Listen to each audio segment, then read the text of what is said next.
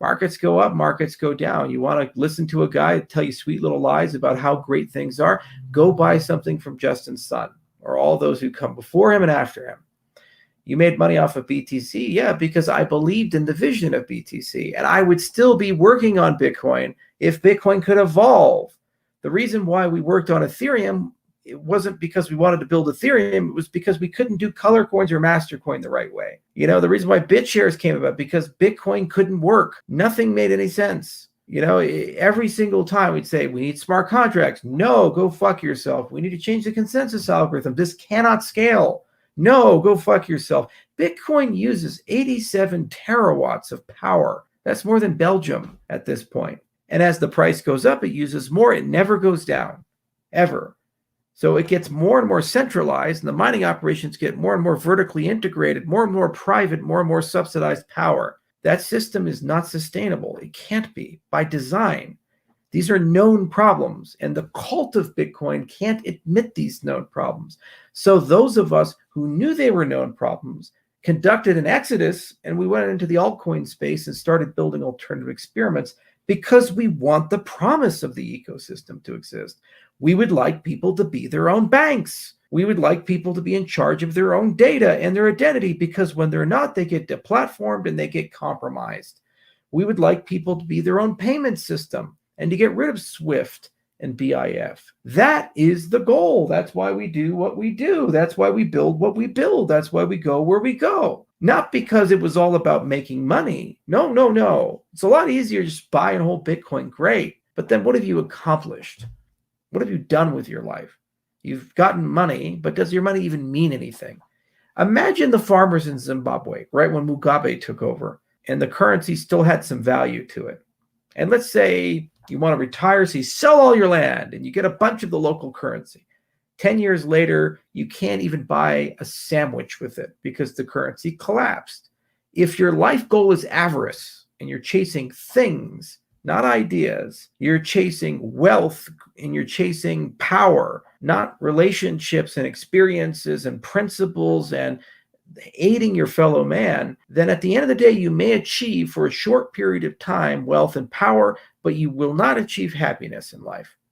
You just won't. So you take care of people, you address your material needs, and some people get very lucky and they accumulate lots of wealth, but if they make that the center of their life, it's pointless. And my God, what has our industry taught people? $1 trillion of value has been created by tokens living in magic internet money in the sky. $1 trillion. I've been around so long to remember when they were worth $1 and Bitcoin's market cap was $100 million. And we were like, wow, this is incredible. And then suddenly it went to $1 billion and we couldn't believe it. It was impossible to have a capitalization that high. Is there any real material difference from that to $1 trillion? No. It's all numbers. It's all made up. Fiat's made up. Money doesn't exist. It's a human concept. People exist. Social interactions exist. Kindness exists. These are concepts that matter far more. Money is a necessary evil that we created in order to make society work. And so far it's been okay. But then we've convinced a bunch of people that that's the point of life. And you know what? It's a guaranteed way to be miserable and die miserable if you believe that. So yeah, if you want to trade and make lots of money, all the power to you, but you'll get no sympathy or empathy or support from me, because that's not what I do. I wake up every day and I say, how do I build a billion-person system? How do I build the best technology? How do we grow these protocols in a way that they're maximally useful to as many people as possible? And how do we take them into jurisdictions where they really matter? It just so happens that when we do that and we build those things, that it does actually create network value. That, of course, will result in billions, perhaps trillions of dollars of capitalization. But that is an after effect of bringing millions to billions of people together. When you do that, you create value emergently. You can't not create value emergently. If you take 100 people and put them in a room for a day, at least a few of them will pair up and create something. A musical composition, a piece of art, a kid. You can't not put humans together and expect them to create. It's our nature to do that. You create a network with billions of people in it, you will create a society.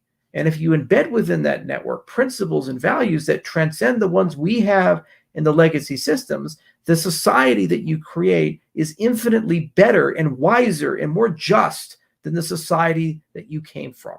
So yes, you can make money and go back into the fiat world and live very well. Congratulations. It's not the point that I worry about, but it's an open protocol. And your mileage may vary. Do whatever you want to do. And plenty of millionaires have been created. Cardano was started on 72 million. Every person who played that game, they got to 11 billion if they stayed. They did fine. A lot of them are still here, and they don't care because they love the philosophy. Some aren't. It's up to you, and you make those decisions in life. I've made my decision. Which one's better? Well, I'm happy. I love my life. I love what I do. I'd work for free.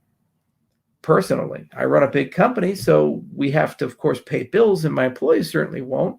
But, it's not the driving factor in my life, and it never has been, and I couldn't care about it.